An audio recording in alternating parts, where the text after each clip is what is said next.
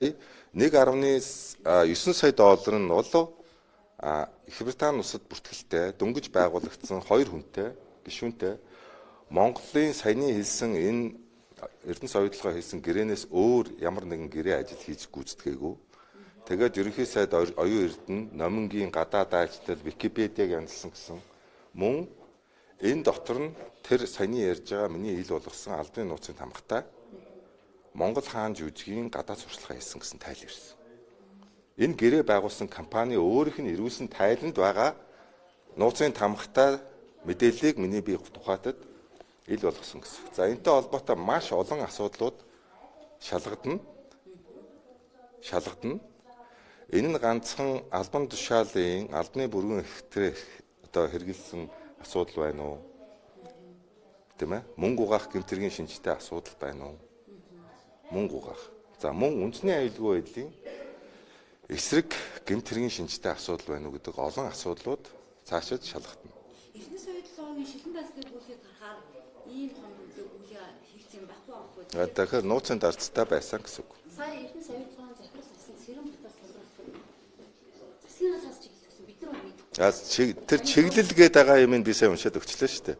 Тэр нууцын дарцсан өөрөөр хэлбэл одоо гадаадын хөрөнгө оруулагчтай зөвлөх үйлчилгээ хийх гэдэг ийм маш ерөнхий одоо ийм залт байсан ба шүү дээ. Ийм нэг тэмдэглэл гаргаж байгаад ийм тэмдэглэл гаргахтаа сайн хэлж шүү дээ.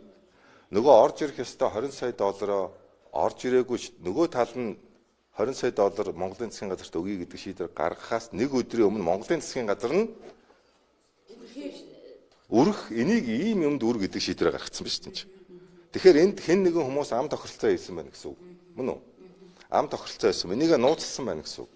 Нууцаар 3-4 жил зарцуулсан байна гэсэн үг. Юун зарцуулваа гэдэг нь одоо бүх зарцуулалтын гэрээ тайлангуудаа бүгдийн нууцын тамгатаагаар нуусан байна гэсэн үг. Тэр нууцын тамга дарсан асуудал нь хууль бус гэдгийг тагнуулын байгууллага дүгнсэн байна гэсэн үг.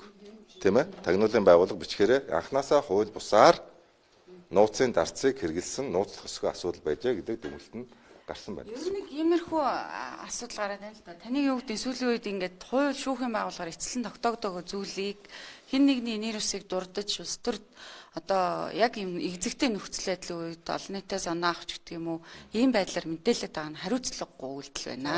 За энийгээ хууль шүүхийн байгууллагт 9 сарын 24-ний өдрийн хуралдаанаар саяны нууцтай холбоотой асуудлыг хэлэлцсэн байх нь байна. Өөрөөр хэлбэл 24-ний дотор ил болгоо гэдэг асуудал гарсан байх нь шүү дээ.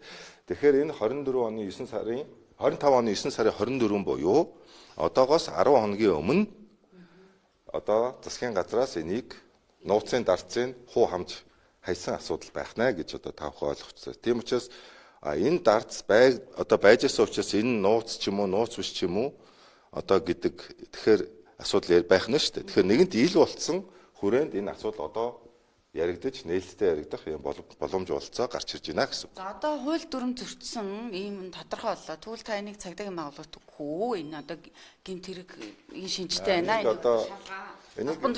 Одоо хүмүүсийн өөрийнх нь өгж байгаа мэдүүлэг бол дандаа өөрийнх нь эсрэг нотлох баримт болгож ашиглагдана. Тийм учраас энэ асуудлыг би одоо өчигдөр өглөө илүү танд хэллээ. Эхлээд оюун эрдэнэ номин гэдэг хоёр хүнээс асуугаад байгаа. Номин гэдэг хүнээс асуухаар үгүйс. За асуугаад байгаа. Тэгээд тэр баримт нь өөрөө одоо нотлох баримт болж явна. Энэ одоо номин сайдын зардалтай хамаатай юу? Энд ч юм бол оюутлоготой холбоотой зардал. Тэгэхээр за одоо харин одоо энд би хэлээд байна шүү дээ. Би сая хэд хэдэн одоо ийм ноцтой шинжтэй асуудлууд одоо урьдчилсан байдлаар байна гэдэг нь харагдаад байна шүү дээ. Тухайлбал одоо адил нэг ажил дээр яг адилхан ажил дээр 2 гэрээ хийсэн ч юм уу. Одоо жишээлбэл нэг нь болж ихнээсээ ажил хийдэг гэрээ, нэг нь халахавчилж одоо мөнгө угааж авдаг байж болзошгүй одоо гэдэг ч юм уу. Одоо нэг тийм яг олон улсад нэр хүндэтэй зөвлөх үйлчилгээний компани байж байдаг. Нэг нь одоо мөнгө угаах шинжтэй халахвч магадгүй өөрсдийнх нь байгуулсан байж болзошгүй ийм компани байгаа асуудал яригдчих байна.